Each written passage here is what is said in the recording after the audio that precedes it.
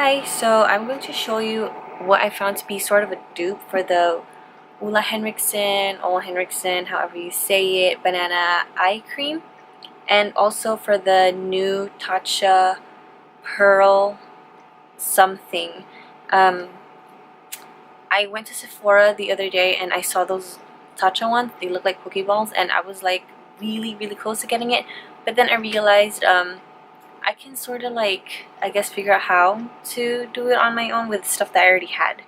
So for that, and I had a sample of the banana eye cream and I really liked it also, but then if I got the eye cream plus that one, which was like 36 I think, or 32, plus the 48, it would have racked up to like 70 or 80 some with taxes just for my under eye situation. So I was like, so what you're gonna need is eye cream. I put a little bit of mine right here.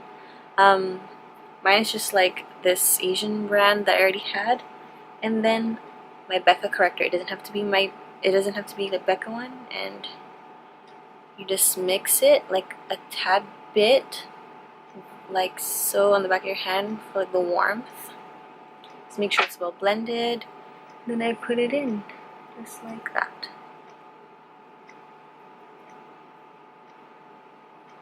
And that's already like a base, basically like the eye cream, the banana eye cream.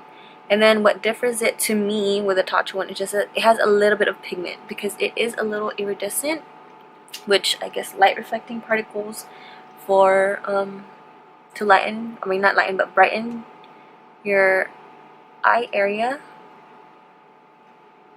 After that you can just add a little bit of concealer because the Tatcha one, instead of being yellow like the cream, it does have a little bit of tint to it, like very little.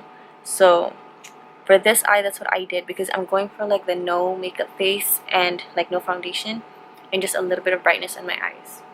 So you can do that. You just add very tiny, which I concentrated here on the inner part.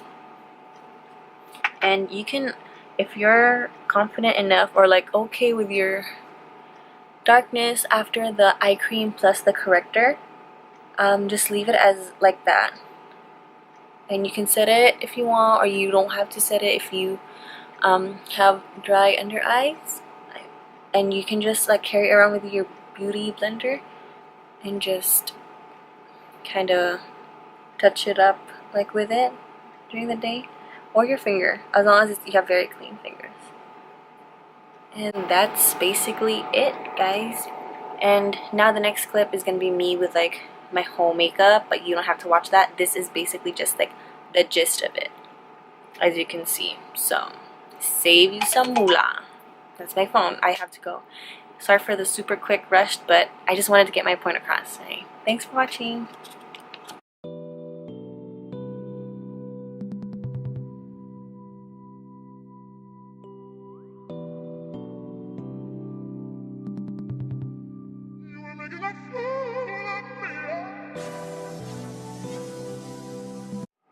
I do put a little bit of my, I blend out my foundation there in that area, and then I gauge if I still need more coverage or whatever.